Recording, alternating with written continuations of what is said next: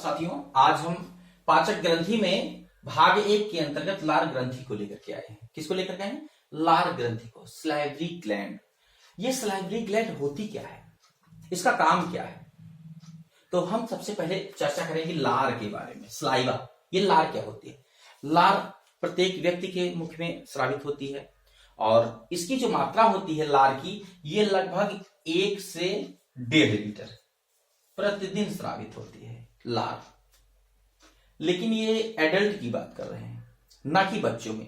बच्चों में इसकी जो मात्रा होती है वो लगभग 2 से 2.5 लीटर प्रतिदिन बच्चे स्रावित करते हैं। आप लोग देखते भी होंगे घर में छोटे छोटे बच्चे खेल रहे होते हैं। अभी मान लीजिए उनको कहिए आ जाओ बेटा डुग्गू, आ जाओ डुग्गू, आ जाओ आ जाओ। जैसे हम लेंगे तैसे टुक से जो है डुग्गू राल गिरा देंगे, पूरा एकदम भिगो देंगे और पूरा भिगो भी देंगे, पूरा भिगोए भी रहते हैं हमेशा। तो उनके मुख में भी देखिए एकदम राल ही अटकी रहती है। तो बच्चों में जो छोटे छोटे बच्चे होते हैं, इनमें जो मात्रा होती है लार की, वो बहुत ज्यादा मात्रा में स्रावित होती है। और जो एडल्ट होते हैं उनमें लगभग 1.5 लीटर तक ये लार स्रावित होती है। तो ये निकलती कहां से है? चर्चा बात होगी। लार बनती है मुख में तो ठीक है, बट बनती कहां है, कैसे बनती है, बनाने वाला है कौन? ये है आपकी लार ग्रंथियां। ये देखिए, चित्र के माध्यम से इसको देख सकते हैं। ये 3 प्रकार की लार ग्रंथियां होती हैं। सबसे पहली आपकी जो है वो, सबसे पहली आपकी ये पैरोटिड। सबसे पहली कौन सी है? पैरोटिड होती है। दूसरे नंबर की जो आपकी है सब मैंडिबुलर होती है और तीसरी जो है सबलिंगुअल। ये 3 प्रकार की लार ग्रंथियां होती हैं। 3 प्रकार की लार ग्रंथियां होती हैं और ये पेयर में होती हैं, जोड़ी में होती हैं। मतलब कि जितना इस साइड में उतना ही इस साइड में, फेस के दोनों साइड में ये लार ग्रंथियां स्थित होती हैं। इसलिए जो इनकी संख्या होती है वो 3 जोड़ी होती है। पूछा जाता है कि मनुष्य के मुख में लार ग्रंथियों की संख्या होती है, तो 3 जोड़ी होती है। 3 जोड़ी कितनी? 3 जोड़ी या 6। संख्या में कितनी होगी? 6। और अगर जोड़ी में पूछेगा तो 3। वो कौन कौन सी है 3 जोड़ी ग्रंथियां? बता दिया गया, पैरोटिड, सबमैंडिबुलर और सबलिंगुअल। अब बात आती है कि ये जो पैरोटिड ग्रंथि है ये कहां पाई जाती है? एकदम सीधा सा एकदम क्लियर है कि जो पैरोटिड ग्रंथि होती है इस कान के नीचे, यहां जबड़े में, यहां बगल में पाई जाती है और ये खुलती है सेकंड वाले मोलर के पास। दूसरी जो सब मैंडिबुलर है, सब मैंडिबुलर वो यहां पर, ये जबड़ा है ना, ये जबड़े यहां पर पाई जाती है। इसका देखिए मैंडिबुलर, ये मैंडिबल यही तो है, ये क्या है? मैंडिबल है। और इसके नीचे यहां पर ये दूसरी वाली पाई जाती है। तीसरी है सबलिंगुअल। सबलिंगुअल, तो सबलिंगुअल जो होती है ये जीभ के नीचे, ऐसे उलट दिया जाए तो जीभ के नीचे ये सब लिंगुअल वाली ग्रंथि हो जो है वो पाई जाती है। बात आती है कि लार का श्रावण में, तो जो सबसे ज्यादा लार का श्रावण करती है वो लगभग 70% से भी अधिक, मैक्सिमम 70-75% जो है ये जो लार का श्रावण होता है वो इसी सबलिंगुअल लार ग्रंथि के द्वारा होता है। और देखिए है तो सबसे छोटी है, सबलिंगुअल लार ग्रंथि सबसे छोटी लार ग्रंथि है। अगर बात आती है सबसे छोटी तो होगी सबलिंगुअल।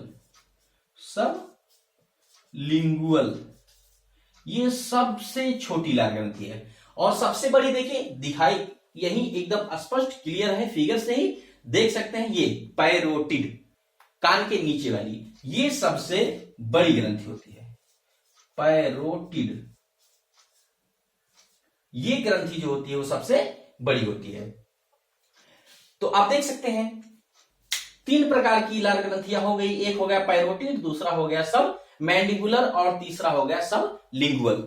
अगर इनके आकार की बात पूछा जाता है कि कौन सी लार ग्रंथि सबसे बड़ी होती है, क्लियर है, कान के पास वाली जो पैरोटिड है वो सबसे बड़ी है। सबसे छोटी लार ग्रंथि in which salivary gland is smallest inside the human mouth. Clear, देखिए इससे क्लियर एकदम है। सब लिंगुअल ग्लैंड, ये जीभ के नीचे यहां पर जो पाई जाती है, ये सबसे, बट एक मेन रीजन इसका ये है तो सबसे छोटी, लेकिन लार का जो श्रावण करती है ये सबलिंगुअल सबसे अधिक करती है। लगभग 70 से 75% जो लार का श्रावण है वो कौन करता है, सबलिंगुअल करती है। वैसे भी आप देख लीजिए, कहीं कोई बढ़िया चटक मटक चीज बन रहा हो या मेले में ही चले जाओ, मेले में चले जाओ, देखो तो चाट के वाले दुकान में खड़े हो जाओ, और चाट वाले दुकान में अगर खड़े हैं तो सबसे पहले जो है ये वाली यहाँ वाली ग्रंथि अपना सक्रिय रूप से कार्य करना आरंभ कर देती है। और कभी कभी तो ऐसा भी होता है कि बहुत तेजी से, जैसे सांप अपना विष छोड़ता है वैसे कोई बढ़िया बात हो जाए तो बहुत तेजी से पानी भी निकल जाता है। तो ये जो अपना सब लिंगुअल होता है जीव के नीचे वाली, ये सबसे ज्यादा मात्रा में लार का श्रावण करती है। कितना, लगभग 70 से 75%। दूसरी सबसे बड़ी ग्रंथि कौन सी है, पैरोटिड, कान के बगल वाली। तो जितना इस साइड में है उतना ही दूसरे साइड में भी। इस तरह से जो लार ग्रंथियों की संख्या होती है वो कितनी होती है, 3 जोड़ी। 3 जोड़ी लार ग्रंथियां होती है, मतलब टोटल कितनी होती है, 6। दूसरी चीज, इनका कार्य क्या है, लार ग्रंथियों का कार्य तो हो ही गया, ये लार का श्रावण करती है। किसका करती है, लार का। तो लार का ये श्रावण करती है, तो सबसे मुख्य कार्य इनका। लार में होता क्या है, देखिए लार ग्रंथियों से निकलने वाली जो स्लाइवा होती है इसमें 2 प्रकार के एंजाइम पाए जाते हैं। पहला है टाइलिन, दूसरा है लाइसोजाइम। पहला है टाइलिन, दूसरा है लाइसोजाइम।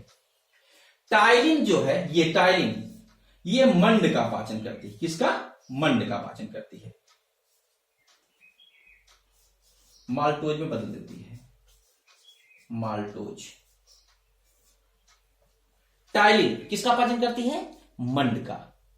लाइसोजाइम, इसका काम सबसे प्रमुख रूप से है कि जो भी भोजन के साथ आए हुए जो हानिकारक पदार्थ हैं, हानिकारक जीवाणु हैं, विषाणु नहीं, हानिकारक जीवाणु जो हैं, कीट जो हैं, उनको मारने का काम करती है। ये लाइसोजाइम कमांडो है, ये तैनात रहती है बिल्कुल। जैसे आएगी कोई भी बैक्टीरिया आ गया, कोई भी जीवाणु आ गया, तो लाइसोजाइम क्या करती है, उसको तुरंत मार देती है। लेकिन ये सिर्फ कीटाणुओं और जीवाणुओं के लिए है, ना कि विषाणुओं के लिए। यदि लाइसोजाइम विषाणुओं को मार देती तो मुझे नहीं लगता है कि आज के डेट में कोरोना होता। कोरोना कभी ना होता भाई, वायरस को मार देती, वायरस अंदर जाता ही नहीं, बात खत्म।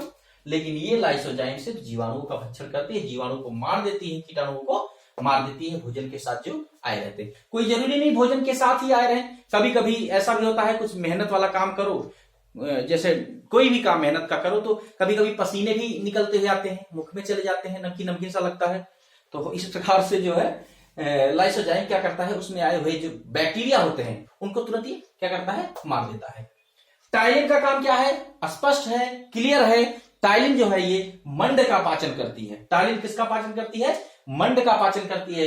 लार ग्रंथियों से निकलने वाला जो स्लाइवा है, इसमें 2 एंजाइम के अलावा और क्या होता है, तो होता है इसमें कुछ मात्रा में मिनरल्स पाए जाते हैं। जैसे आपका क्लोरीन है, सोडियम है, ये भी कुछ मात्रा में पाए जाते हैं। क्लोरीन और सोडियम भी कुछ मात्रा में लार में पाए जाते हैं। तो एकदम बिल्कुल क्लियर है। मनुष्य के मुख में कितनी लार ग्रंथियां होती हैं, 3 जोड़ी, टोटल 6। मनुष्य के लार का पीएच मान होता कितना है, एनसीईआरटी के अकॉर्डिंग होता है ये 6.8 होता है। किसका, लार का पीएच मान। पीएच जो होता है अम्लता और क्षारकता का माप होता है। पीएच जो होता है ये किसी भी पदार्थ हो गया, कोई पेय हो गया, कोई तरल पदार्थ हो गया, उसकी अम्लता और क्षारकता की जो माप होती है उसको पीएच कहते हैं। तो जो लार है उसका पीएच मान कितना होता है, 6.8। इस प्रकार से लार ग्रंथि होती कहां है, मुख में। मुख में होती है, कितनी होती है, 3 जोड़ी होती है। एक कान के नीचे जो सबसे बड़ी वाली है पैरोटिड, दूसरी जबड़े के पास में जिसको सब मैंडिबुलर कहते हैं, और तीसरी जीभ के नीचे होती है जिसको सब लिंगुअल कहते हैं। सबसे ज्यादा मात्रा में लार का जो श्रावण होता है वो सब लिंगुअल के द्वारा होता है, जो जीभ के नीचे पाई जाती है। और अगर पूछा जाता है कि सबसे छोटी लार ग्रंथि कौन सी है, तो वही है सब लिंगुअल। सबसे बड़ी लार ग्रंथि कौन सी है? पैरोटिड। सबसे छोटी सबलिंगुअल। और इस प्रकार से सबसे बड़ी सबसे छोटी कार्य के बारे में जिक्र किया ही जा चुका है। अगर भोजन में लार नहीं रहेगी तो भोजन लुगदी नहीं बनेगा। अगर भोजन लुगदी नहीं बनेगा तो फिर यहां बक्कल कैविटी से नीचे जो ग्रास नली है उसमें भोजन फंस जाएगा और नीचे नहीं खिसके जा पाएगा। लार के और भी बहुत सारे काम हैं। मुख को नम बनाए रखती है। सिंगर्स के लिए बहुत महत्वपूर्ण होती है लार। अगर मुंह सूख जाए, गला सूख जाए तो कोई भी कितना भी बड़ा सिंगर हो, ए.आर. रहमान हो और लता मंगेशकर हो, लेकिन वो गाना नहीं गा पाएगा। लार का बहुत बड़ा महत्वपूर्ण योगदान है सिंगिंग के क्षेत्र में भी। लार भोजन को लुगदी बना देती है, चिकना बना देती है, उसमें श्लेष्मा पाया जाता है, म्यूकस, और वो भोजन को क्या करती है? एकदम चिपचिपा लिजलिजा बना देती है और इस तरीके से आसानी से भोजन जो है वह खिसक जाता है। पीएच मान कितना होता है? 6.8 होता है। एक सबसे महत्वपूर्ण चीज है गलसुआ रोग। ये रोग है, ये क्या है? रोग। इसके बारे में थोड़ा सा चर्चा कर लेंगे कि गलसुआ क्या है। देखिए ध्यान दीजिएगा, ये जो पैरोटिड ग्लैंड होती है, ये पैरोटिड ग्लैंड जब सूजन आ जाता है, जब फूल जाती है, थोड़ा सा फूलती क्यों है? ये पैरामिक्सो वायरस के कारण। नोट कर लीजिएगा, पैरामिक्सो वायरस। इसी पैरामिक्सो वायरस के इन्फेक्शन से पैरोटिड ग्रंथि हल्की हल्की सूजन आ जाती है, उसमें फूल जाती है।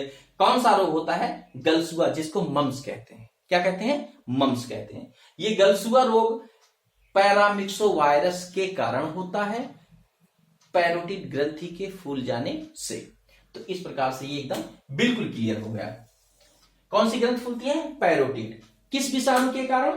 Paramyxo virus. कौन सा रोग होता है? गलसुआ, जिसको और क्या कहते हैं? मम्स।